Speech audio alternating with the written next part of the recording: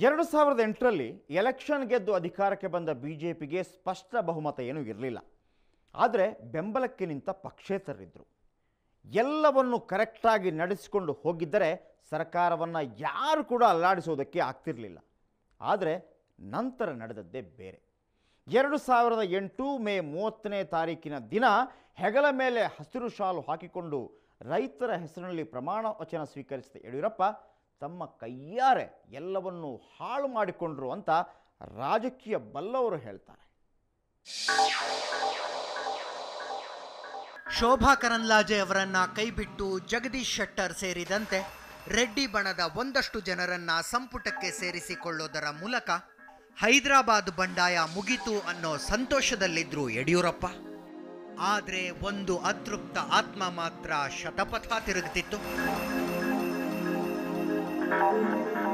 ಇದೇ ರೇಣುಕಾಚಾರ್ಯ 8-10 ಜನ ಶಾಸಕರ ಸಮೇತ ಯಲಹಂಕ ಕಡೆ ಒಂದು ರೆಸಾರ್ಟ್ಗೆ ಹೋಗಿ ಕುಂತು ಮುಖ್ಯಮಂತ್ರಿಗಳಿಗೆ ಬೇಡಿಕೆ ಕಳಿಸಿದ್ರು. ಅದರಲ್ಲಿದ್ದ ಡಿಮ್ಯಾಂಡ್ ಒಂದೇ, ನನ್ನ ಮಂತ್ರಿ ಮಾಡಿ ಅನ್ನೋದು. ರಾಜಿ ಸಂಧಾನಗಳು ನಡೀಲಿಲ್ಲ. ಇವರು ಮಂತ್ರಿಯಾದ್ರು. ಪ್ರಮಾಣ ವಚನ ಸ್ವೀಕರಿಸಿದ ದಿನ ರಾಜಭವನದ ವೇದಿಕೆ ಮೇಲೆ ಯಡಿಯೂರಪ್ಪನವರ ಕಾಲಿಗೆ ಬೀಳೋ ಮೂಲಕ ನೋಡುವವರು ಅಸಹ್ಯ ಪಟ್ಕೊಳ್ಳೋ ಹಂಗಾಯ್ತು.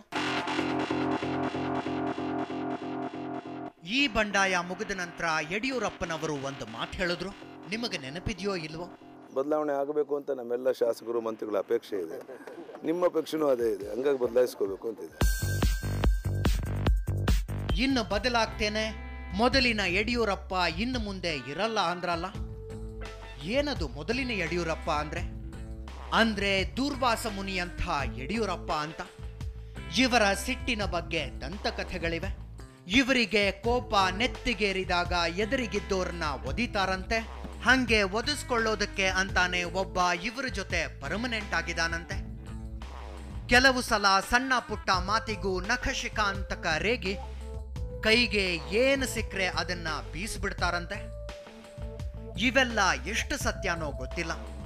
ಆದ್ರೆ ಯಡಿಯೂರಪ್ಪನವರು ಮುಖ್ಯಮಂತ್ರಿ ಆದ ನಂತರ ಶಾಸಕರು ತಮ್ಮ ತಮ್ಮ ಕೆಲಸ ಮಾಡಿಸ್ಕೊಳ್ಳೋದಕ್ಕಿಂತ ಮೊದಲು ಸಾಹೇಬರ ಮೂಡ್ ಹೆಂಗಿದೆ ಅಂತ ಕೇಳ್ಕೊಳ್ಬೇಕಾಗ್ತಿತ್ತು. ಕೆಲವು ಸಲ MLAಗಳ ಮುಖದ ಮೇಲೆ ಫೈಲ್ ಎಸೆದ್ರಂತೆ, ಪೇಪರ್ ವೇಟ್ ತಗೊಂಡು ಹೊಡೆಯೋದಕ್ಕೆ ಹೋಗಿದ್ರಂತೆ ಅನ್ನೋ ಮಾತುಗಳ ಕೇಳಿಸೋದಕ್ಕೆ ಶುರುವಾದವು. ನೆನಪಿರ್ಲಿ, ಯಡಿಯೂರಪ್ಪನವರು ಮುಖ್ಯಮಂತ್ರಿ ಆಗಿರಬಹುದು. ಹಂಗಂತ ಉಳಿದ ಶಾಸಕರೇನು ಬುಗುಸಟ್ಟೆ ಬಿದ್ದವರಲ್ಲ. ಅವರು ತಕ್ಕ ಮಟ್ಟಿಗೆ ಸರ್ಕಸ್ ಮಾಡೇ MLAಗಳಾಗಿದ್ದಾರೆ. ಅವರನ್ನ ಅವರ ಕ್ಷೇತ್ರಗಳಲ್ಲಿ ಅವರ ಮತದಾರರು ಹೆಗಲ ಮೇಲೆ ಹೊತ್ಕೊಂಡು ಕುಣಿತಾರೆ. ಆದ್ರೆ ಬೆಂಗಳೂರಿಗೆ ಬಂದು CM ಎದುರಿಗೆ ನಿಂತ್ರೆ ದಾದ್ ನಹಿ ಭಿರಾದ್ ನಹಿ. ಇವರು ಶಾಸಕರ ಹೆಗಲ ಮೇಲೆ ಕೈ ಹಾಕಿ 4 ಮುತ್ತಿನಂಥ ಮಾತಾಡೋ ಸ್ವಭಾವ ಒಂದು ಬೆಳೆಸ್ಕೊಂಡು ಬಿಟ್ಟಿದ್ರೆ ಇವತ್ತಿರೋ ಸಮಸ್ಯೆಗಳಲ್ಲಿ 12 ಆಣೆ ಸಮಸ್ಯೆಗಳು ಹುಟ್ಟುತ್ತಾನೆ ಇರಲಿಲ್ಲ. ಅದರಲ್ಲೂ ಅದೊಂದು ಬಂಡಾಯ ಅಂತೂ ನಡೀತಾನೆ ಇರಲಿಲ್ಲ. ಬಿಜೆಪಿಗೆ ಸಪೋರ್ಟ್ ಮಾಡಿ ಅಧಿಕಾರಕ್ಕೆ ತಂದಿದ್ದ 5 ಜನ ಪಕ್ಷೇತರ MLAಗಳ ಜೊತೆ ಇನ್ನು 8 ಜನ ಮೂಲ ಬಿಜೆಪಿ MLAಗಳು ಸೇರ್ಕೊಂಡು ಬಂಡಾಯದ ಬಾವುಟ ಹಾರಿಸ್ಬಿಟ್ರು.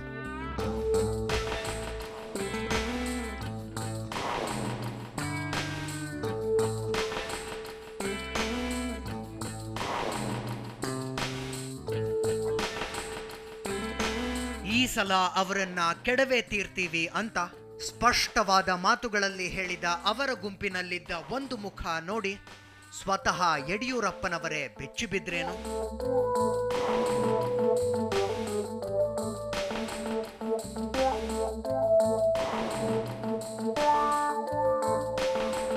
Once again Renukacharya. ಆವತ್ತು ರೆಡ್ಡಿಗಳ ಜೊತೆ ನಿಂತು ಧಿಕ್ಕಾರ ಕೂಗಿದ್ದ ರೇಣುಕಾಚಾರ್ಯ, ನಂತರ ಸ್ವತಃ ಒಂದಷ್ಟು ಶಾಸಕರ ಜೊತೆ ಬಂಡಾಯ ಎದ್ದು ಮಂತ್ರಿಗಿರಿ ಗಿಟ್ಟಿಸಿಕೊಂಡಿದ್ದ ರೇಣುಕಾಚಾರ್ಯ ಈಗ ಮತ್ತೆ ಭಿನ್ನ ಮತದ ನೇತೃತ್ವ ವಹಿಸಿದಂತಿತ್ತು.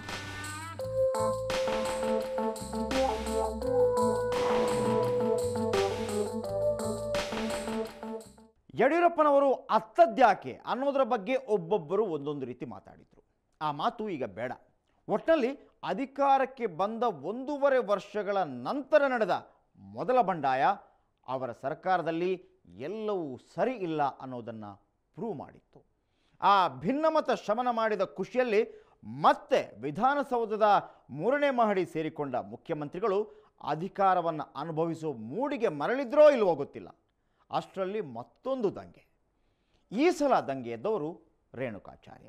ಅದು ದಂಗೆ ಅಲ್ಲ, ಅಕ್ಷರಶಃ ಬ್ಲ್ಯಾಕ್ ಮೇಲ್. ಒಂದು ಸಣ್ಣ ಬ್ರೇಕ್ ನಂತರ ಅದರ ಕತೆ ಹೇಳ್ತೀನಿ.